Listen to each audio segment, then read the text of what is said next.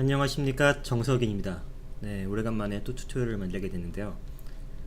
오늘은 모드를 하는 사람 모두의 공통의 적이라고 할 수 있는 공공의 적 인테리어 스페이스의 노이즈에 대해서 얘기해 볼까 합니다. 모드를 하다 보면은 모드란 게 완벽한 프로그램이 아니다 보니까 여러 가지로 화가 나게 만드는 부분들이 있지만, 이게 가장 많이 사람들이 그 불만을 갖는 부분 역시 누가 뭐래도 인테리어 스페이스를 렌더링 했을 때의 이 노이즈입니다. 네, 어마어마하죠. 이게 노이즈가 생기는 이유는 여러 가지가 있어요. 여러 가지가 있는데 이제 그거를 하나하나씩 차례대로 보도록 하겠습니다. 일단 이 장면은 어떻게 만드는지 말씀드리자면 간단해요. 그냥 상자를 만든 다음에 다시 한번 만드는 걸 보여드리자면은, 상자를 만들어서 그냥 크기를 늘리고 아래를 위로 좀 올린 다음에 그다음에 폴리곤 전체 다 골라서 F를 눌러서 폴리곤을 플립을 해줍니다. 그러면 이렇게 인테리어 내부 같은 모습의 상자가 만들어졌죠. 그래서 빛이 들어오라고 위에다가 베벨로 구멍을 하나 더 만들어준 다음에 구멍을 지웠어요. 이렇게 만든 겁니다. 그래서 다시 이거로 돌아와서 카메라 뷰로 돌아가서, 그럼 이제 지금 이 인테리어 스페이스에 들어오는 빛은 기본적으로 이 렌더 프리뷰에서 보면은 이 환경 전체에 지금 주어져 있는 요 엔바이러먼트에 가면 여기에 있는 이 4컬러 그라디언트 맵이죠. 이거를 지금 HDRI 맵으로 사용을 하고 있는 거예요. 그래서 이 환경에서 오는 이 앰비언트 라이트가 지금 이 인테리어 스페이스로 들어오고 있는 겁니다. 이게 그러니까 예를 들어서 이게 뭐랑 똑같냐 하면요, 흐린 날에 창문을 통해서 이 태양빛이 아니라 이렇게 그 구름에 인해서 이렇게 산란된 빛이 들어오고 있다고 생각하면 돼요. 예를 들어 여기에 디렉셔널 라이트를 딱 켜주면은 햇빛이 들어오는 것처럼 이렇게 날카로운 그림자가 생기죠. 지금 일단 의도적으로 그걸 꺼놨습니다. 그래서 이거에서 생기는 문제가 지금 뭐냐면은, 여기 보시다시피 막 모서리 이런데 크게 이렇게 노이즈가 패턴이 들어가 있고, 그 다음에 다시 렌더로 보면은, 확대해서 보면은 가장 큰 문제는 전체적으로 있는 이 작은 그레인 이 노이즈고요. 크게 보면은 요런데 이렇게 뭔가 얼룩얼룩처럼 이렇게 생긴 노이즈들이 있어요. 이제 이런 거를 어디서 조절을 할 수 있냐면은, 렌더에 가게 되면은 세팅이라는 게 있어요. 옛날엔 이 글로벌 일루미네이션 여기서 조절을 많이 했던 것 같은데, 요새 새로 생긴 걸 보니까 요 세팅에서 다 할 수 있게 돼 있더라고요.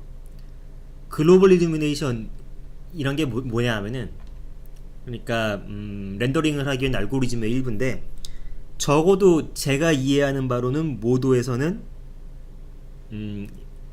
이 엔바이로멘트에서 오는 요 컬러 맵에서 오는 그 앰비언트 라이트를 이 글로벌 일루미네이션 값으로 조절을 하고, 그런 다음 이 디렉셔널 라이트는 이거는 이 다이렉트 라이트 샘플 이거로 조절을 하게 되거든요.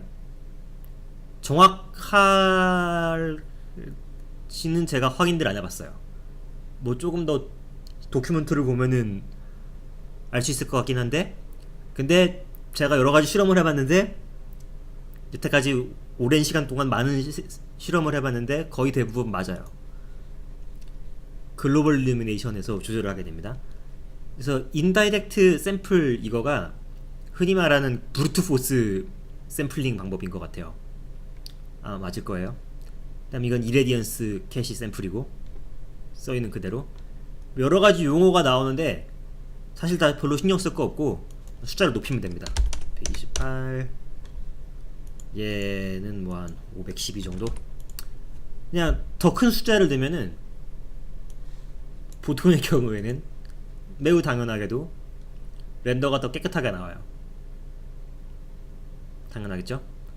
근데 대신에 이제 주목을 해야 될 게 뭐냐면은 그 숫자를 올리면은, 자 주민에서 봤을 때 확실히 노이즈는 덜해졌죠. 덜해졌는데 지금 어떻습니까? 렌더 시간이 줄었어요. 왜 줄었지? 왜 줄면 안 되는데?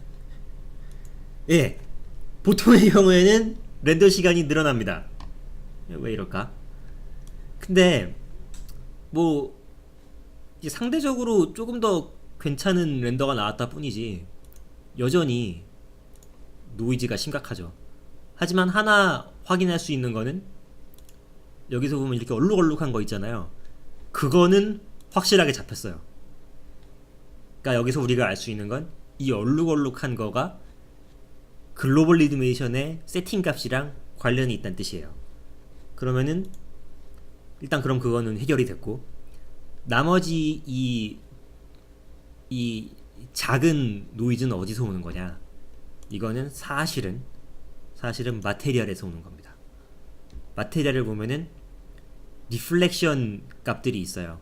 스페큘러 어마운트랑 프레넬이랑 뭐 이런 것들이 있는데, 얘를 수범 차원으로 0으로 바꿔놓고 렌더를 걸어볼게요. 그러면은 네, 이 작은 노이즈가 싹 사라졌죠. 그러니까 여기서 다시 한번 확인할 수 있듯이 이런 큰 얼룩얼룩들은 글로벌 일루미네이션에서 오는 거고, 이런 작은 얼룩들은 마테리얼의 리플렉션 값에서 오는 거예요. 근데 그렇다고 노이즈를 없애겠다고 리플렉션을 싹 다 죽여버릴 수가 없잖아요. 뭐 경우에 따라서는 그럴 수도 있겠지만, 뭐 예를 들어서 그냥 당장 페인트 오버하기 필요하다거나. 근데 보통의 경우에는 리플렉션 값이 필요해요. 그럴 때는 이제 어떻게 해야 되냐? 다시 렌더로 가서, 아까는 글로벌 일루미네이션이었잖아요. 세팅으로 가면은 이렇게 리플렉션 샘플이랑 리프렉션 서브서페이스 스캐터링 샘플을 따로 조절할 수 있게 해줘요.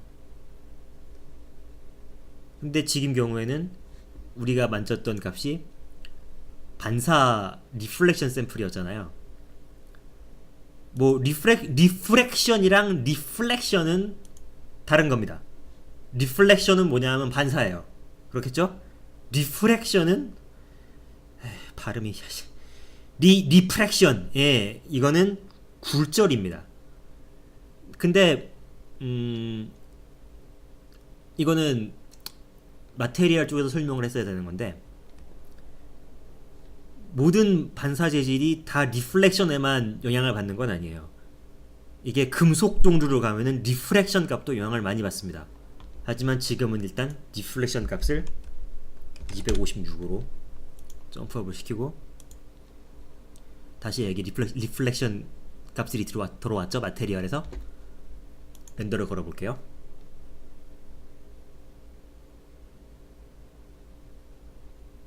네, 확실하게 시간이 더 오래 걸리고 있죠. 그거는 왜냐하면은 우리가 아까 리플렉션 샘플링 값을 많이 올렸기 때문이에요. 그래서 이제 렌더가 끝나면은 보시다시피 반사 재질이 다 들어와 있음에도 불구하고 예전에 리플렉션 샘플 값을 기본값 64로 주어졌을 때보다 비교도 안 되게 비교도 안 되게 깔끔한 렌더를 얻었죠. 하지만 그에 대한 대가로 옛날엔 7.9초가 걸리던 렌더링이 17.3초가 걸리죠.